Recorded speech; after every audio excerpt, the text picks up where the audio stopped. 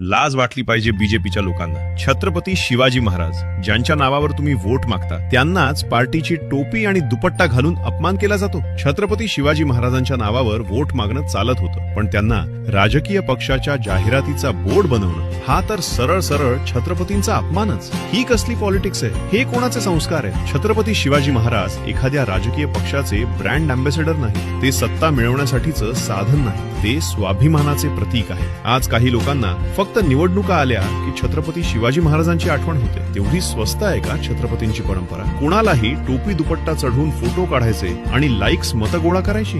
लाज वाटली पाहिजे. मी आधीही म्हटलं होतं आणि आजही सांगतो, छत्रपती शिवाजी महाराजांना राजकारणापासून दूर ठेवा. त्यांचं नाव वोट बँक नाही, ते आमचा अभिमान, प्राण आणि सन्मान आहे. आपल्या वीरांच्या बलिदानाचा वापर राजकीय फायद्यासाठी नव्हे, देशाच्या प्रेरणेसाठी झाला पाहिजे. इतिहास आणि संस्कृतीचं राजकारणात क्षणाक्षणाला अवमूल्यन होत आहे आणि आपण गप्प बसलो आहोत. भारतीयांनी आता ठामपणे उभं राहून सन्मान, सत्य आणि संस्कारांची बाजू घ्यायलाच हवी. शिवछत्रपतींचा सन्मान शब्दात नाही, जागरूक कृतीत आहे. जागा व्हा, स्वाभिमान जपा आणि योग्य गोष्टीसाठी उभे राहा.